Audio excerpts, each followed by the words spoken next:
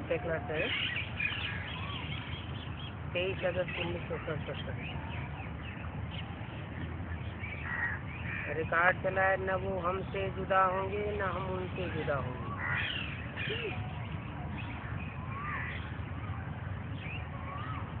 कौन किससे जुदा नहीं होगा? आत्मा परमात्मा से जुदा नहीं होगी। तो होता है क्या? जुदा नहीं होती कभी। आत्मा परमात्मा से जुदा नहीं होती क्या?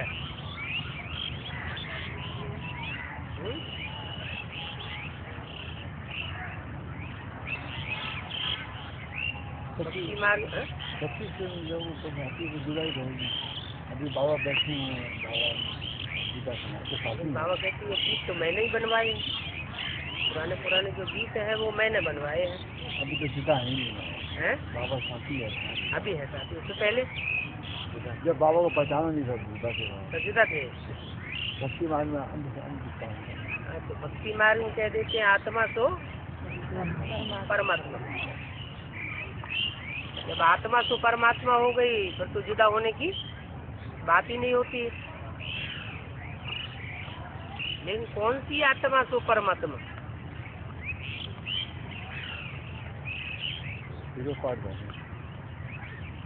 आत्मा कौन सी ऐसी है तो परमात्मा?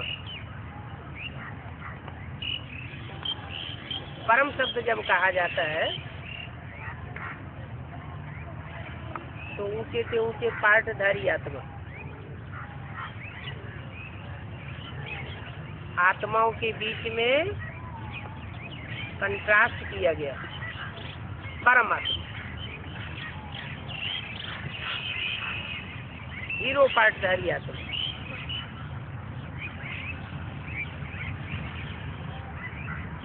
न हमसे जुदा होंगे न वो हमसे जुदा होंगे।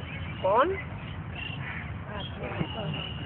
परमात्मा परम पिता से जुदा नहीं होंगे। कब की बात है और कब तक के लिए है?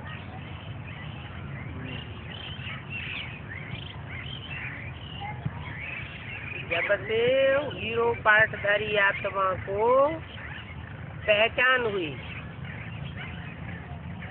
क्या पहचान हुई? कि मेरा पार्ट ये है। तब से लेकर के ये अंजाम है कि हम परम पिता से कभी जुदा नहीं होंगे। कब तक? जब तक ये संगम युग है तब तक जुदा होने की बात नहीं है। आत्म की स्थिति में भी अगर कोई टिका है तो आत्मा से परमात्मा जुदा नहीं है। देह भान में है तो जुदा है। आत्मा के भान में है तो जुदा नहीं है। बाप बैठ बच्चों को समझाते हैं।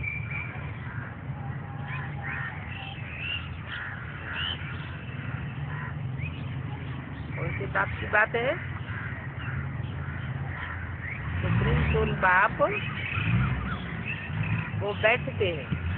किसमें बैठते हैं? मुकर्रर रथ में बैठते हैं और बैठ करके समझाते हैं।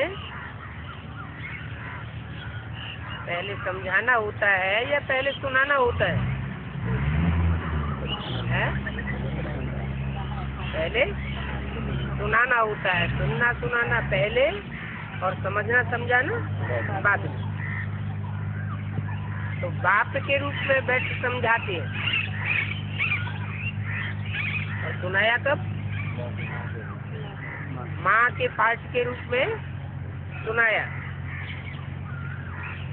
बच्चे प्रतिज्ञा करते हैं बेहद के बाप से, बाबा हम आपके बने।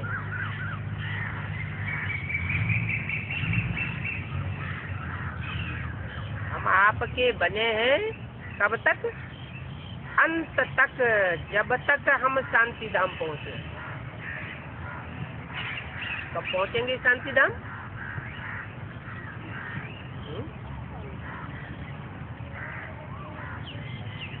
सन 76 की घोषणा की गई थी, 10 साल में पुरानी दुनिया का विनाश, नई दुनिया की स्थापना हो जाएगी। तो तब शांति धाम में पहुंच गए क्या? नहीं, उस समय की तो बात ही नहीं थी। तो ब्राह्मणों की संगम युगी दुनिया के अंदर की बात थी। संगम युग तो 100 साल का है, 40 साल का तो नहीं है। तो जब तक संगम युग है तब तक बाप इस सृष्टि पर है, और जब तक बाप इस सृष्टि पर है, पतित तन में है, पतित दुनिया में है, तब तक, जब तक हम शांति धाम न पहुंचे तब तक हम आप के बने हैं और कोई के बन करके नहीं रहेंगे। अर्थात न हम आप से जुदा होंगे, न आप हमसे जुदा। आपको ही याद करते रहेंगे। दान खास्ता 63 जन्मों के हिसाब किताब के कारण संकल्पों की रील तो घूमती है। अगर कोई दूसरा याद आ भी जावे तो क्या करेंगे? उसकी याद को तिरस्कार करके आपकी याद करेंगे, और कोई को याद नहीं। माना हम आपसे जुदा अपनी तरफ से होने वाले नहीं। आप प्यार करते रहेंगे, क्योंकि आत्माएं समझती हैं परमात्मा बाप को याद करने से हमारे जन्म जन्मांतर के पाप जो सिर पर हैं वो जलकर भस्म हो जाएंगे। और कोई आत्मा ऐसी नहीं है जिसकी याद से हमारे जन्म जन्मांतर के पाप जल कर के भस्म हो जाए। क्यों? और आत्माओं की याद से हमारे पाप जलकर भस्म क्यों नहीं होंगे?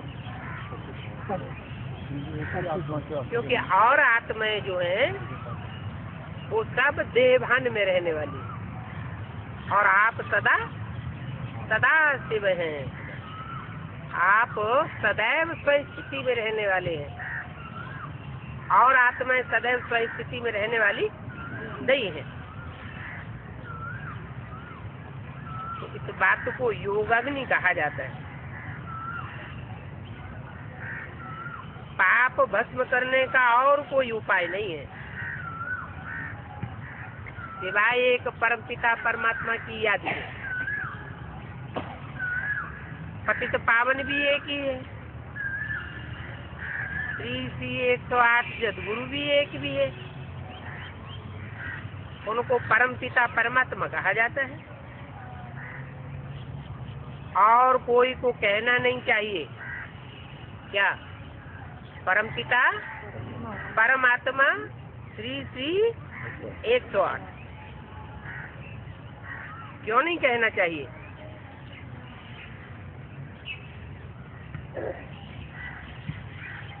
क्योंकि और सबके तो बाप है। पहले तो लौकिक बाप ही सबका होता है। अच्छा, लौकिक दुनिया की बात छोड़ दे, अलौकिक बाप भी होता है सभी ब्राह्मणों का, वो भी बात छोड़ दे। जो भी आत्माएं हैं उन सब आत्माओं में नंबरवार आत्मिक स्थिति में टिकने वाली आत्माएं हैं। परिचय मिलने के बाद सब एक जैसी स्थिति में सदाकाल टिकती नहीं है। उनमें भी जो परम पार्टधारी है, सदाकाल आत्मिक स्थिति में टिकने वाला है, उसका भी कोई पिता है।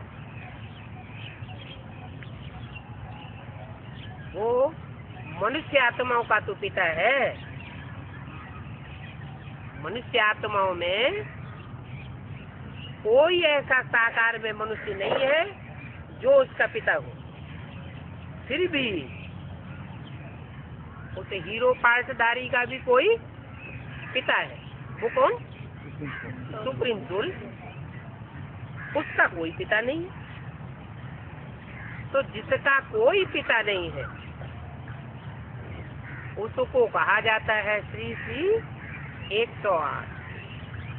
माना 108 की माला का संगठन दुनिया की हर धर्म से चुनी हुई श्रेष्ठ से श्रेष्ठ आत्माएं जो 108 है उनका संगठन बनाने वाला, माला बनाने वाला एक ही परमपिता परमात्मा है जिसका टाइटल हो सकता है श्री श्री 108। और कोई का ये टाइटल नहीं हो सकता। वो ही पतितों को पावन बनाने वाला है। क्यों? क्योंकि वो इस पतित दुनिया में पतित तन में आने के बावजूद भी कभी पतित नहीं बनता। पतित तन में भी रहता है, पतित दुनिया में भी रहता है, लेकिन पतित दुनिया का और पतित तनधारी का उसके ऊपर कोई लेप छेप नहीं लगता। और जो भी मनुष्य आत्मा है, चाहे वो राम हो, चाहे वो कृष्ण हो, इब्राहिम हो, बुद्ध हो, क्राइस्ट हो, सब इस धरती पर आते हैं और संग के रंग में लिपट जाते हैं, अटैचमेंट में आ जाते हैं, तो सब पतित बन जाते हैं। अटैचमेंट में आना, लगाव में आना, माना पतित हो जाना। एक ही ऐसा है जो अटैचमेंट में भी आता है, अटैच भी होता है लेकिन अटैचमेंट में नहीं आता। क्या? कीचड़ की दुनिया में आता है, कीचड़ में रहता है, लेकिन उसके ऊपर कीचड़ का एक बूंद भी अटैच नहीं होता है, इसलिए वो पतित पावन है। और कोई को नहीं कहना चाहिए। परंतु यहाँ तो अनेक मनुष्य हैं जो अपन को श्री श्री 108 जगत गुरु कहलाते हैं,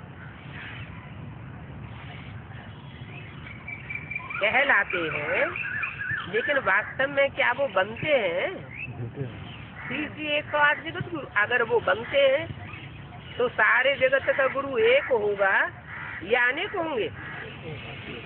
सारे जगत का गुरु तो अनेक होंगे, हो ही नहीं सकते, एक ही होगा। सिख लोग भी कहते हैं एक सदगुरु अकाल, वो अकाल मूर्त है।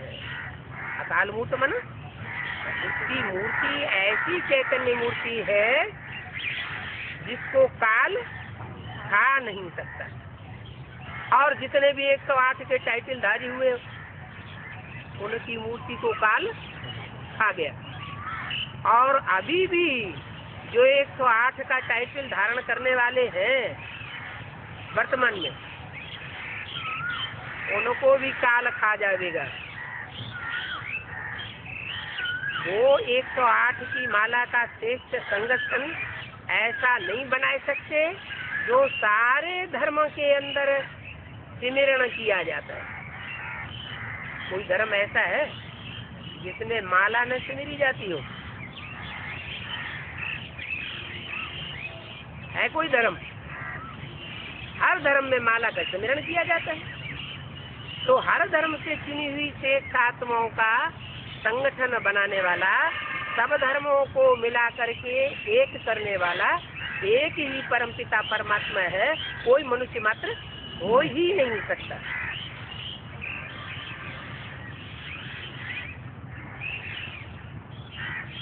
अभी तुम समझते हो,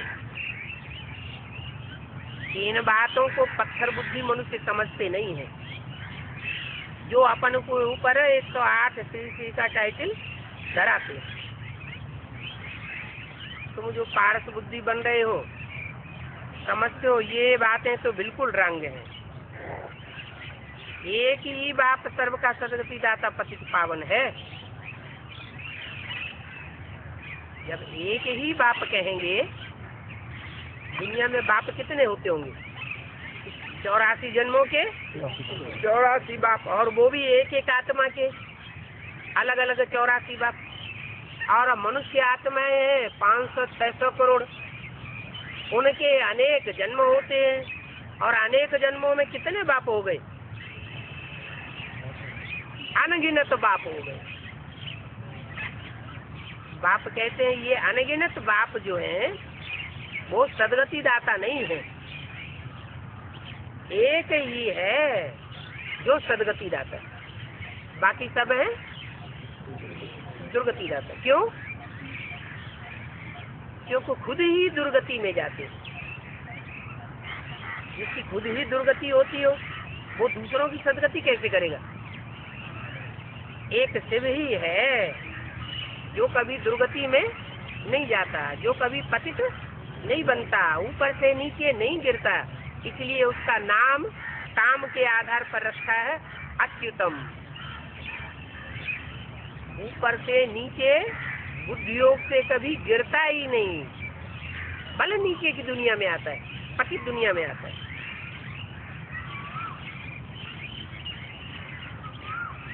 जब एक ही सदगति दाता पतित पावन है, फिर कलयुगी पतित मनुष्य अगर अपन को 108 जगत गुरु कहलाए तो ये कितनी भारी इंसल्ट है।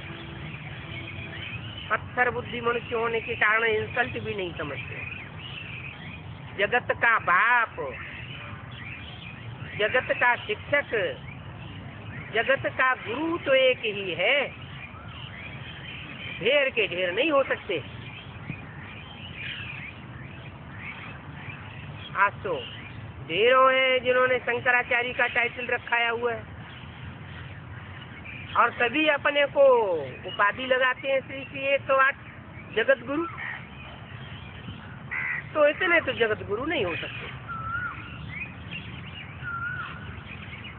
उन्हों की शिक्षा शास्त्रों की है जो अपन को जगत गुरु कहलाए बैठे हैं। उनकी शिक्षा ही अलग है। जो भी ऋषि मुनि आदि होकर गए हैं उनको इस नॉलेज का पता ही नहीं है।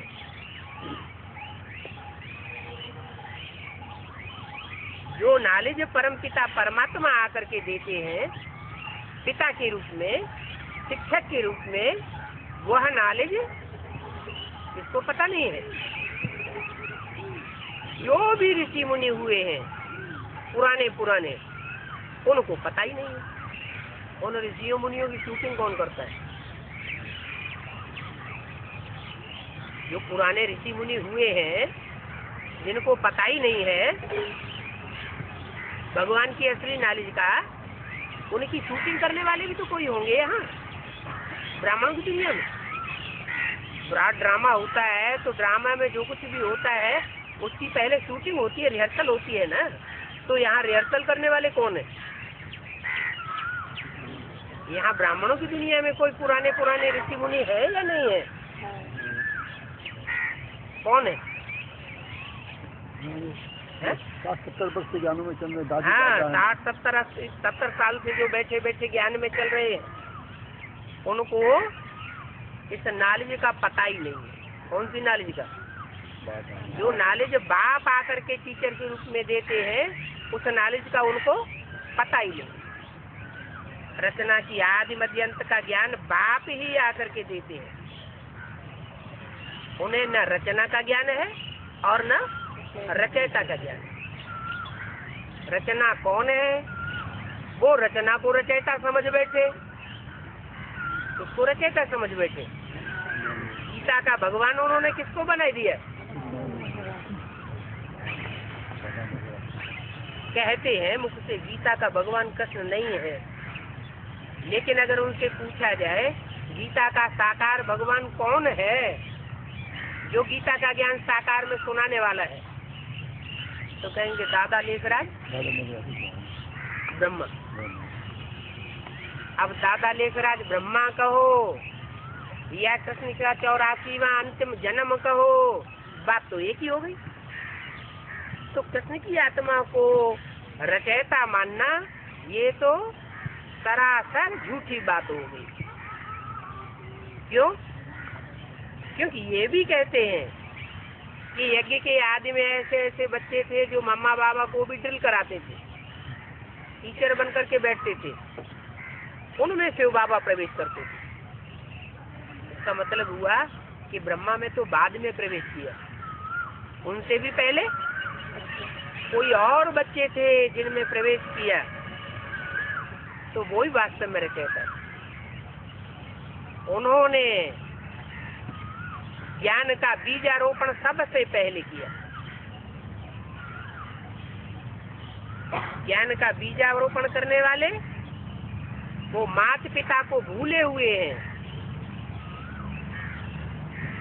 कृष्ण बच्चा देवी बुद्धि है, न अपने स्वरूप को जानता और न अपने माँ बाप के स्वरूप को जानता। इसलिए रिजल्ट क्या होता है? अपन को ही गीता का भगवान समझ के बैठ जाते।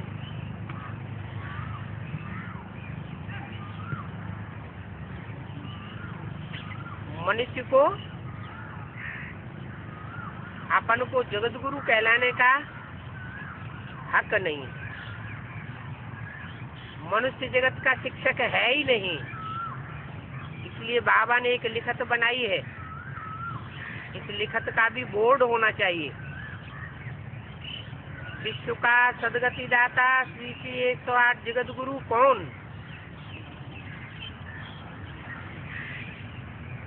एक परमपिता परमात्मा त्रिमूर्ति शिव व अनेक कलयुगी पतित पुराने मनुष्य, पतित पुरानी पुजारी मनुष्य, ये है ही पतित। इसमें एक भी पावन होना इसमें पॉसिबल है। पतित पावन बाप ही सर्व का सदगति करते हैं और तुम भी उनके बच्चे हो।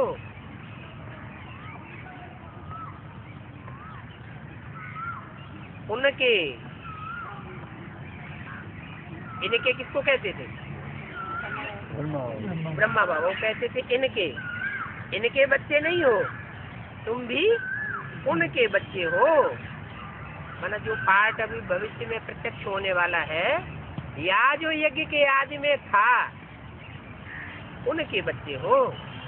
तुम सीख रहे हो कि जगत को पावन कैसे बनाए सकते हैं। पतित कैसे बनाया? जगत को पतित कैसे बनाया गया? क्या तरीका हुआ पतित बनाने का? संग के रंग से पतित बने, अनेकों के संग के रंग से पतित बने और एक के संग के रंग से पावन बने। अनेक हैं दुर्गति को पाने वाले, खुद भी दुर्गति को पाते हैं और अपने संगी साथियों को भी दुर्गति में ले जाते हैं। और एक है सदैव ही सदगति में रहने वाला, कभी उसकी दुर्गति नहीं होती। सदैव सही स्थिति में रहने वाला सदा शिव कहा जाता है। सदैव कल्याणकारी है। कोई भी कर्म करेगा तो भी कल्याणकारी, कोई भी वाचा बोलेगा तो भी कल्याणकारी, कोई भी वाइब्रेशन छोड़ेगा तो भी कल्याणकारी, जो संकल्प करेगा तो कल्याणकारी, वही सदगति रहता है। सेमिनार में ये बातें निकाली नहीं है। मूर्ति आदि चित्रों का ब्लॉक भी बहुत अच्छा बनाना है। कोई भी अच्छा ब्लॉक बना ही नहीं सकते हैं और न किसी की बुद्धि में डायरेक्शन बैठता है। कॉन्सेशन की बात बताई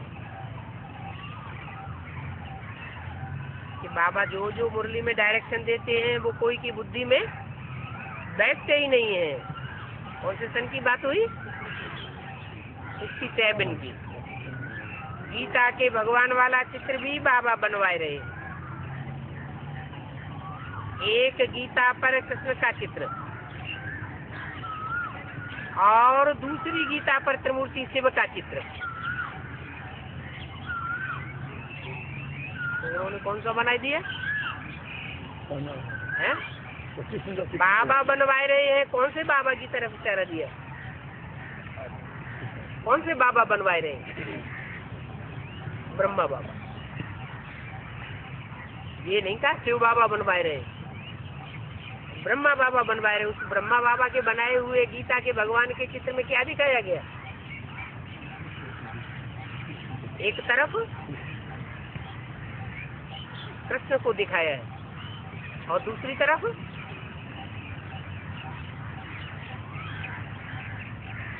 शिव ज्योति बिंदु शिवलिंग के रूप में दिखाया है। तो जो शिवलिंग के रूप में दिखाया है वो गीता का ज्ञान कैसे देगा? शिवलिंग में से आवाज निकलेगी क्या? ये तो संभव नहीं है। और जो कृष्ण का चित्र बनाया है वो कृष्ण तो सतयुग में होता है। कहाँ होता है? सतयुग में। सतयुग में तो गीता ज्ञान देने की बात साबित ही नहीं होती। तो दोनों चित्र गलत हो जाते हैं। असली बात क्या है? असली बात है जो कृष्ण सतयुग का है वो जन्म लेते लेते अंतिम 84वें जन्म में दादा लेखराज का रूप बनता है। तो दादा लेखराज के रूप का चित्र डालना चाहिए। कृष्ण का अंतिम 84वां जन्म ये गीता का भगवान है या परमपिता परमात्मा शिव शंकर भोलेनाथ गीता का भगवान है? कौन है? दोनों चित्र डालना चाहिए। जो प्रैक्टिकल चित्र है वो डालना चाहिए, सिर्फ शिव का नहीं। क्या कहा? एक गीता पर कृष्ण का चित्र, दूसरी गीता पर त्रिमूर्ति शिव का चित्र। सिर्फ शिव का चित्र नहीं, शिव का चित्र होगा बिंदु। निराकार शिव ज्ञान कैसे देवेगा? जो शिवलिंग का चित्र डाला है निराकार की यादगार, वो बिना मुख धारण किए ज्ञान कैसे देवेगा? तो मुख धारण करता है। जो मुख धारण करता है ज्ञान देने के लिए, वही बाप, वही टीचर और वही एक ही चित्र है जो तीनों ही पार्ट बजाता है। बाकी ब्रह्मा का चित्र अलग है, माँ के रूप में पार्ट बजाने वाला। शिव के आगे त्रिमूर्ति जरूर चाहिए। बच्चों को ब्रह्मा की समझानी देने में कठिनाई होती है तो समझते हैं सिर्फ कृष्ण का और शिव का चित्र डालें, परंतु नहीं। बोला भी मुरली में कि ऐसा मत करो, किसका चित्र नहीं डालो, कृष्ण का चित्र और शिव का चित्र डालें, परंतु नहीं, मना कर दिया ना। लेकिन उनकी बुद्धि में नहीं आया, डालने वालों की बुद्धि में। परंतु नहीं, शिव जरूर कोई मुख से ज्ञान देंगे ना। बोल भी दिया तो भी चित्र कौन सा डाल दिया? शिवलिंग का चित्र डाल दिया।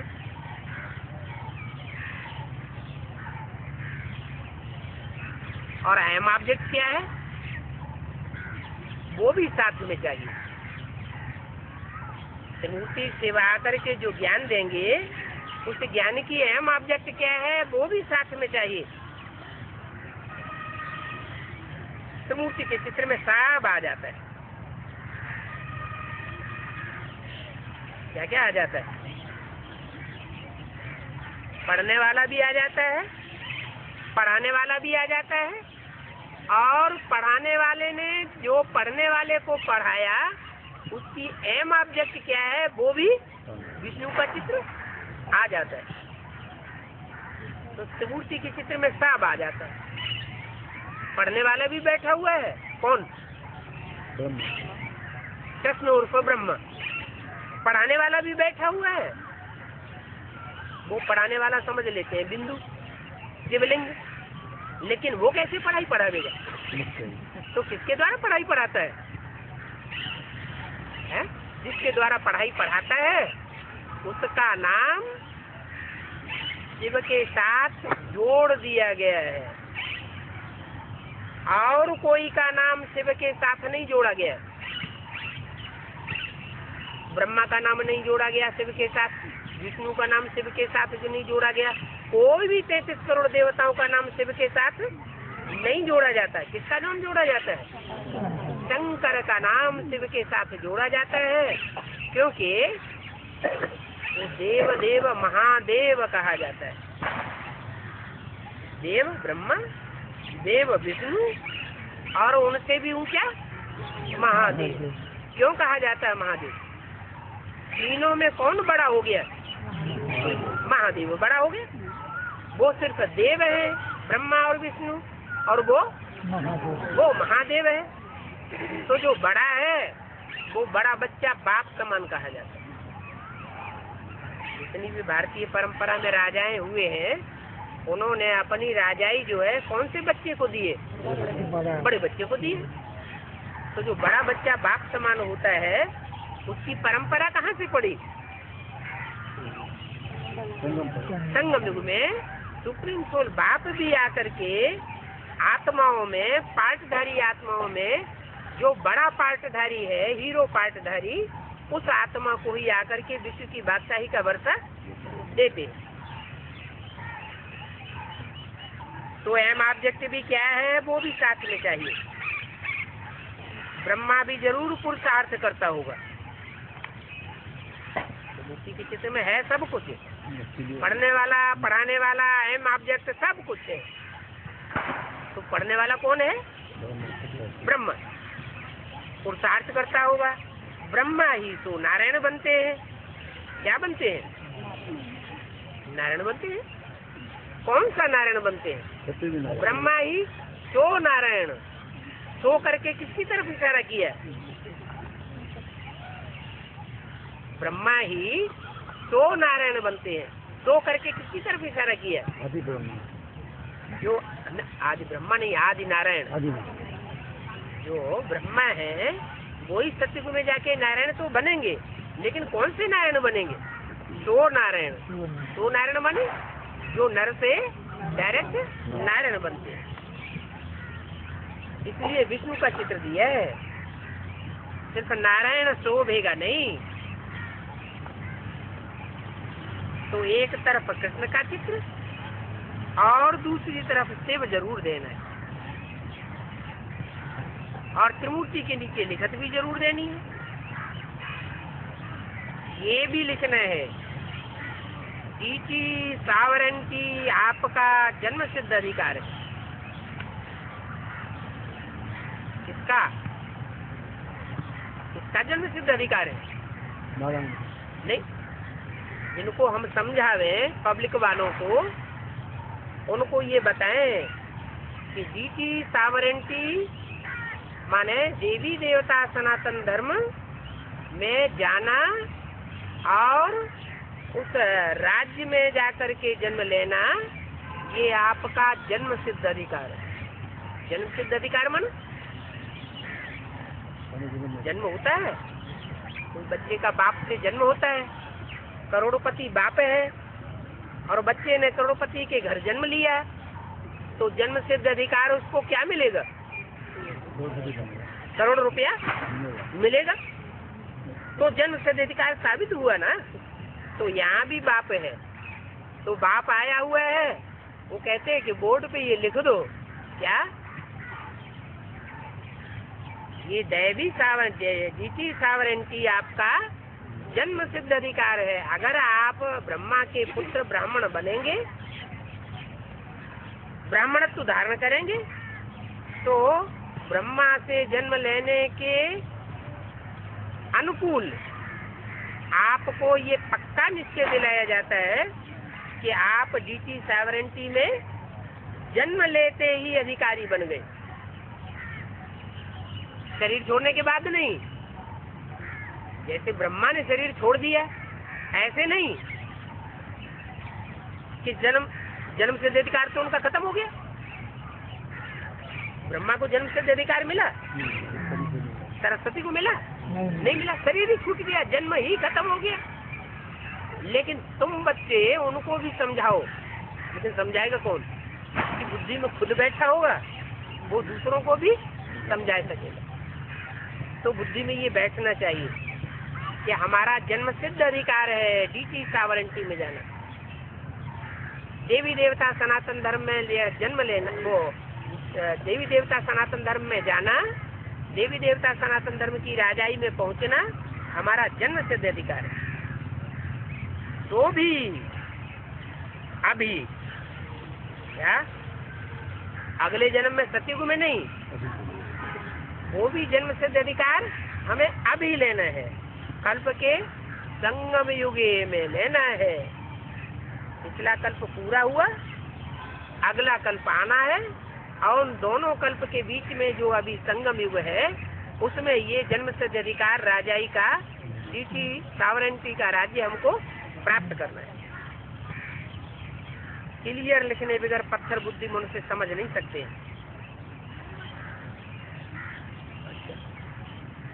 तो क्लियर लिखत लिखी किसी ने? ये लिखत ही नहीं लिखी, उनकी बुद्धि में ही नहीं बैठा, तो दूसरों को समझ में कैसे आ गई? ब्रह्मा की बुद्धि में नहीं बैठा। जब बुद्धि में नहीं बैठेगा तो दूसरे लोग समझेंगे कैसे? तो वो बात अभी बैठ समझाते हैं। ऊपर क्या वाक्य बोला? बाप बैठ बच्चों को समझाते हैं। मुरली बोली गई वो किसके द्वारा बोली गई? बाप के रूप के द्वारा बोली गई है? बोली तो सुप्रीम सोल ने, लेकिन रूप कौन सा था? माँ का रूप था। वो समझाने का रूप नहीं था, सुनने सुनाने का रूप था। और बाप अभी बैठ करके बच्चों को समझाते हैं, ये तुम्हारा जन्म सिद्ध अधिकार है। अगर क्लियर नहीं लिखेंगे तो पत्थर बुद्धि मनुष्य समझेंगे नहीं। और दूसरी बात, सिर्फ ब्रह्मा कुमारी नाम जो पढ़ता है, क्या संस्था का नाम क्या डाला? ब्रह्मा कुमारी ईश्वरीय विश्वविद्यालय। पहले संसद से पहले की बात बताई, 66 से पहले, कि ब्रह्मा कुमारी नाम जो पढ़ता है उसमें प्रजापिता अक्षर जरूर चाहिए, क्योंकि ब्रह्मा नाम तो बहुतों के हैं। शास्त्रों में कितने नाम गाए हुए हैं ब्रह्मा के रूप में? कहते ब्रह्मा के 5 मुख, पंचानन कहा जाता है। ब्रह्मा की 4 मुख, चतुरानन कहा जाता है। तो ब्रह्मा नामधारी तो बहुत हो गए ना। मुख है तो उन मुख से चरित्र करने वाले भी तो कोई सूरत वाले होंगे ना। उनमें प्रजापिता सिर्फ एक ही है। जो 5 ब्रह्मा कहे जाते हैं उनमें प्रजापिता वो टाइटलधारी सिर्फ एक है। इसलिए ब्रह्मा कुमारी ईश्वरीय विश्वविद्यालय, पता नहीं कौन सा ब्रह्मा कुमारी विद्यालय, कौन से ब्रह्मा की कुमारी, इसलिए उसमें प्रजापिता शब्द जरूर डालो। 47 से जब हिंदुस्तान पाकिस्तान का बंटवारा हुआ और 300-400 कन्याएं सिंध हैदराबाद से भाग करके कन्याएं माताएं बाबा के पास पहुंच गई, उनको मौका मिल गया भागने का, जो तालों के अंदर बंद पड़ी थी। उस समय के बाद बाबा को फोर्स आया, उमंग उत्साह आया, हिम्मत बढ़ गई। क्या? क्योंकि शिव शक्तियों का जखीरा बाबा के साथ आ गया। उस समय से बाबा के मुख से हिम्मते बच्चे मत दे बाप, शिव ने आकर के प्रवेश किया और मुरली चलाना शुरू कर दिया। मुरली तो चली, लेकिन ब्रह्मा ने अपन को क्या समझ लिया?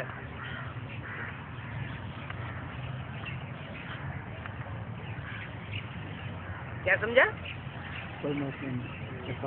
कि मैं ही मुखिया हूँ। इसलिए माउंट आबू में आकर 51, 52, 53 में ब्रह्मा कुमारी नाम घोषित कर दिया। नाम क्या घोषित होना चाहिए? प्रजापिता, जो यज्ञ के आदि में बीज बोने वाला पिता था, जिसने क्लैरिफिकेशन ब्रह्मा को दिए थे, वो भूल गया। तो बाबा ने ये सुधार किया कि ब्रह्मा कुमारी विद्यालय ये रंग है, क्या लिखो?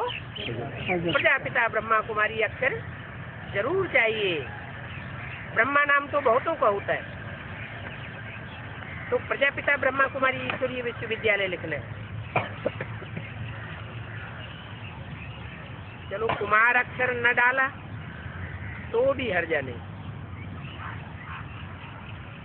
ब्रह्मा कुमार कुमारी ईश्वरीय विश्वविद्यालय, उसमें कुमार शब्द हटा भी दें तो भी कोई हर्जा नहीं।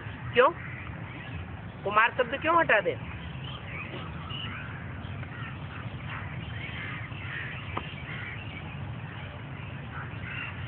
क्योंकि शिव डायरेक्ट आकर के ज्ञान संसार में नहीं फैलाता। शिव अपने को प्रत्यक्ष नहीं करता, जैसे ब्रह्मा बाबा ने अपने को प्रत्यक्ष कर दिया। संस्था का नाम क्या रख दिया? ब्रह्मा कुमारी विद्यालय। ऐसे शिव अपने को प्रत्यक्ष नहीं करता, किसको प्रत्यक्ष करता है? शिव शक्तियों को पहले प्रत्यक्ष करता है। इसलिए ब्रह्मा कुमारी माना शिव की शक्ति। वैसे भी भारतीय परंपरा में ज्ञान की देवी कौन मानी जाती है? सरस्वती। और सरस्वती किसकी पुत्री थी? ब्रह्मा की बेटी थी। उस हिसाब से भी ब्रह्मा कुमारी शब्द डालना अच्छा है। ब्रह्मा कुमार कुमारी ये ठीक नहीं, कुमार शब्द भले हटा दो। उनके नीचे फिर लिखो गॉड फादरली वर्ल्ड यूनिवर्सिटी। बहुत बच्चे डरते हैं कि यूनिवर्सिटी नाम लिखने से कहीं गवर्नमेंट हमको जेल में न डाल दे। इसमें डरने की तो बात ही नहीं है। क्या? सच्चाई को प्रत्यक्ष करने में डरने की बात नहीं है। बड़े बड़े आदमी गांधी, नेहरू आदि जैसे जैसे जेल में पड़े हैं ना, बड़े आदमी कैसे बन गए? अगर डरते रहे होते, जेल में जाने से डरते रहे, तो फिर क्या बड़े आदमी बनते? तो डरने की कोई बात नहीं है। सन्यासी गुरु लोग भी अभी तक जेल में पड़े हैं। ऐसे नहीं कि जेल के डर में रहने से कोई बड़ा आदमी बन जाएगा। बाप कब ऐसा नाम नहीं करेंगे, ऐसा काम नहीं करेंगे। जो बच्चे जेल में जाएं, क्या बाप के लिए तो शास्त्रों में गायन है। क्या गायन है?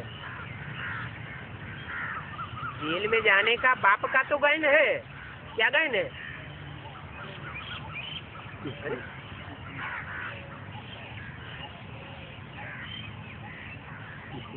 अरे भक्ति मार्ग में तो राम और कृष्ण को भगवान कह दिया है। राम कृष्ण भगवान थे या शिव भगवान थे? भगवान का पार्ट किसने बजाया? राम के द्वारा शिव ने पार्ट बजाया, कृष्ण के द्वारा शिव ने पार्ट बजाया। और शिव को कहाँ डाल दिया? जेल में डाल दिया। है शिव की बात, लेकिन नाम डाल दिया कृष्ण का। तो बाप कहते हैं मैं भले जेल में जाऊं, मैं जाता भी हूं, लेकिन तुम बच्चों को जेल में नहीं जाने देंगे। बाप कब ऐसा काम नहीं करेंगे जो बच्चे जेल में जाएं। तुम लिख सकते हो गॉड फादरली यूनिवर्सिटी, आगे सिर्फ गॉडली लिखते थे, परंतु नहीं, गॉड फादरली डालना है, क्योंकि तुमको गॉड फादर पढ़ाते हैं। अब ऐसा अच्छा ब्लॉक सब तो नहीं बनवा सकेंगे। बॉम्बे वालों को डायरेक्शन देते हैं ब्लॉक बनवाने का।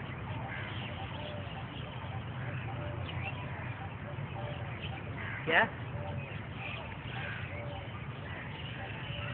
तो डायरेक्शन देते हैं? क्यों बॉम्बे वालों को? क्यों?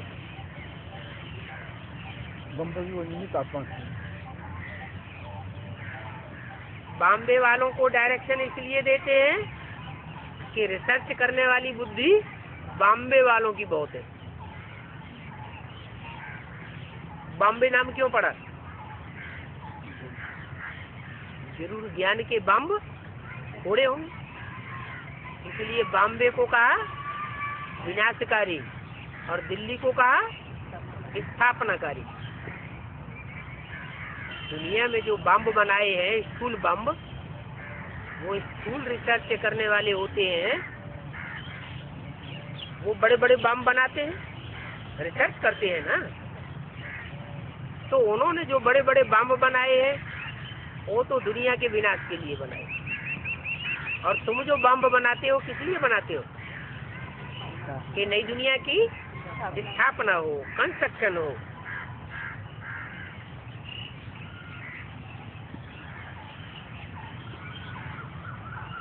तो बॉम्बे वालों को डायरेक्शन देते हैं। कोई कोई के ब्लॉक तो ऐसे बने हुए हैं, कोई फिर अर्थ नहीं समझ सकते। पत्थर बुद्धियों को क्लियर करके समझाना होता है। पारस बुद्धि बनाने वाला एक ही बाप है। मनुष्य को पारस बुद्धि नहीं बना सकता। क्या उसकी तरफ इशारा दिया है? नहीं तो बुद्धि कहाँ फंस जाती है? जैसे बीके वालों की बुद्धि कहाँ फंस गई? ब्रह्मा में फंस गई, तो मनुष्य हुआ ना। ऐसे ही अगर पी के वालों की बुद्धि राम में फंस जाए तो राम मनुष्य है या भगवान है? मनुष्य है। अगर रामकृष्ण जैसे मनुष्यों ने बुद्धि को पारस बुद्धि बनाया होता तो 63 जन्म में पहले ही बना लिया होता। 63 जन्म में वो आत्मा पार्ट बजाती है नहीं बजाती है?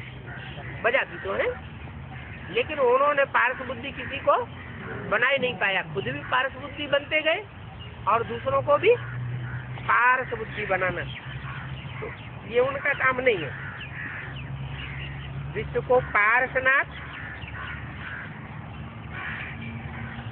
विश्व को पारसनाथ ही बना देंगे। इस समय एक भी पावन नहीं है। मनुष्य शक्ति बदल जैसे कि जानवर मिसल बन पड़ी है,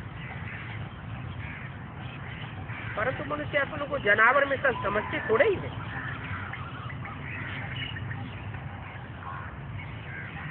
ये क्यों को है?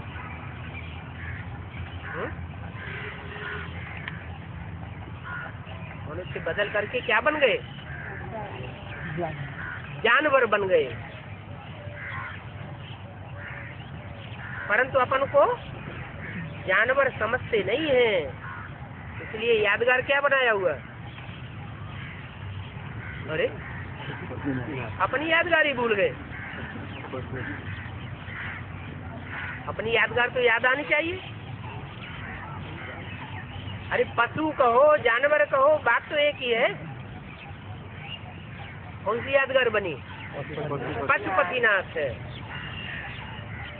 यादगार तो बनाते हैं, परंतु अपन को जानवर समझते नहीं। एक दो में लड़ते हैं तो गालियां ही गालियां देते रहते हैं,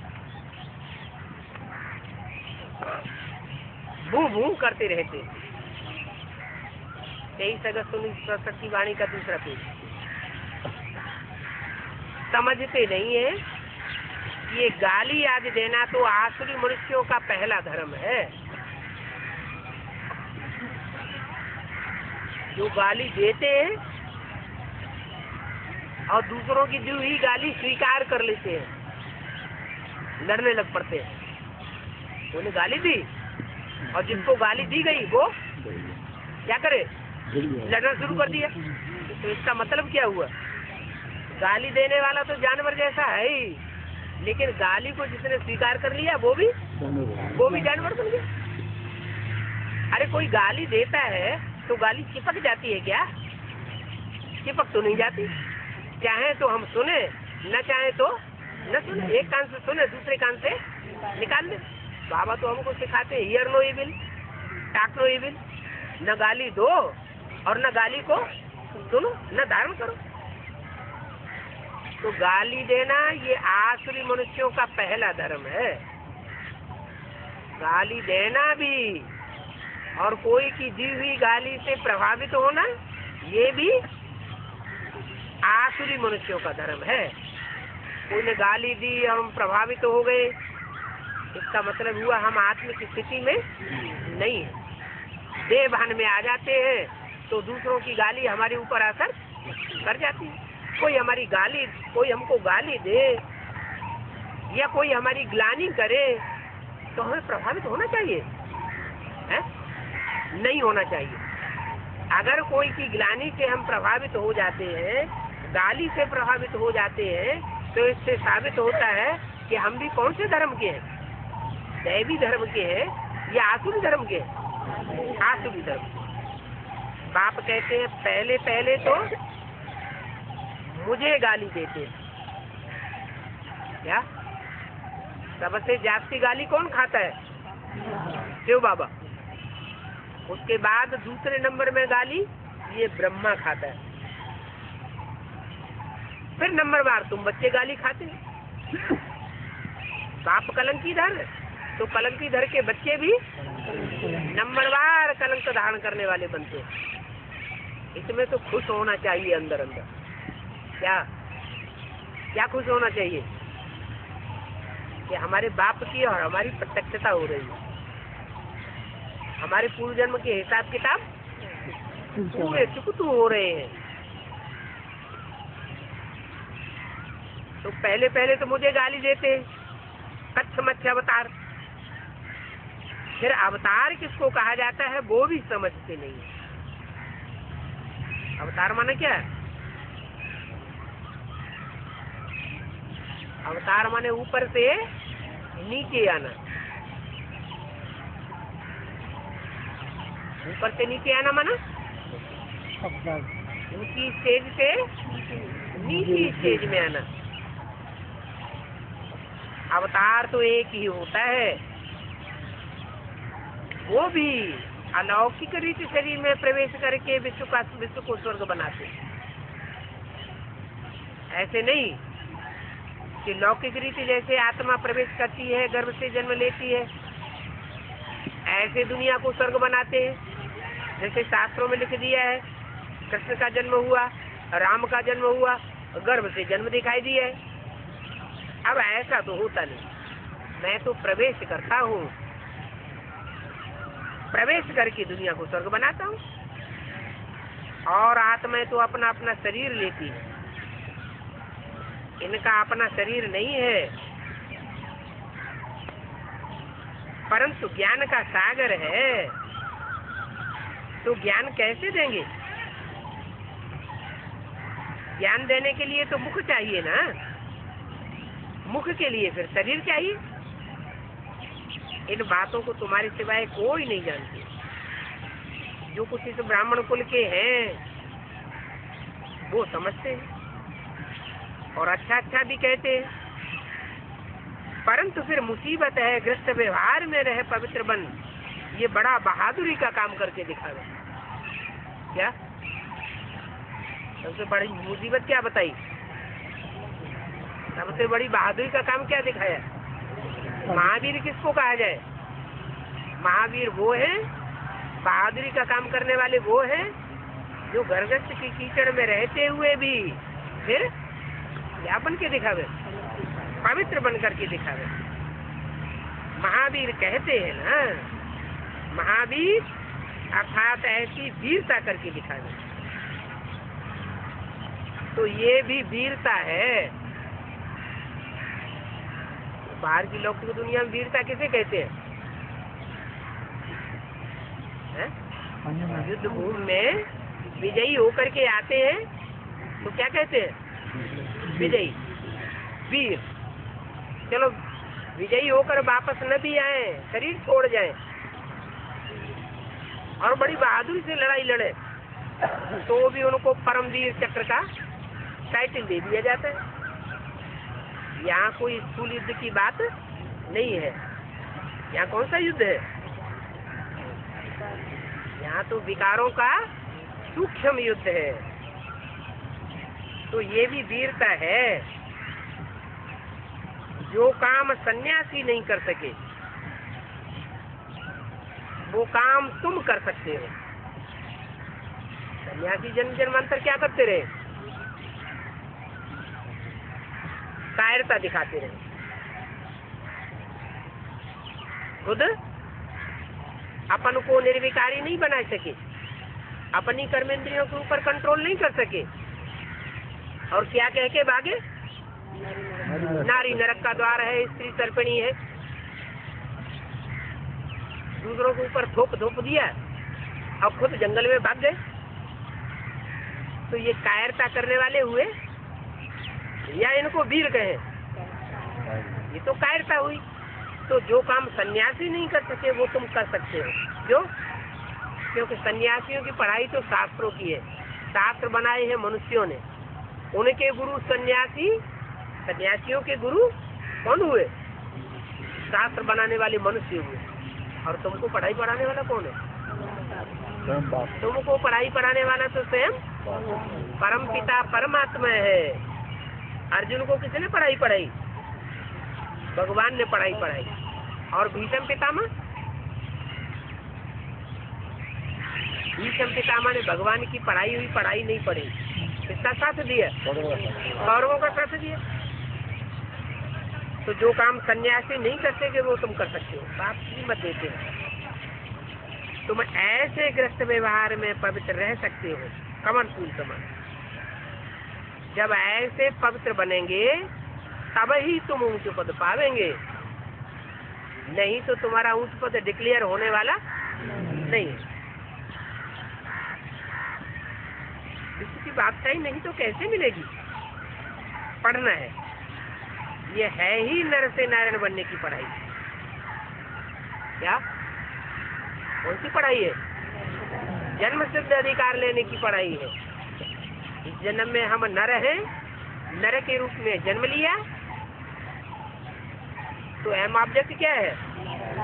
नर से डायरेक्ट नारायण बनना, नर से प्रिंस बनना, और प्रिंस बनने के बाद बड़े होकर के नारायण बनना।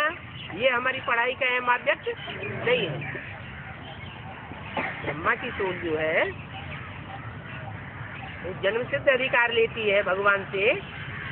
भगवान से जन्म लिया तो जन्म सिद्ध अधिकार लेती है या जन्म सिद्ध अधिकार नहीं लेती है? क्या होता है?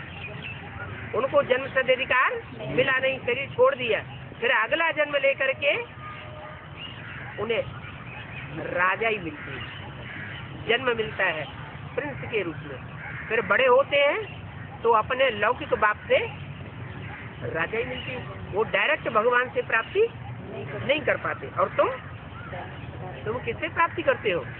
डायरेक्ट भगवान से प्राप्ति करने वाले।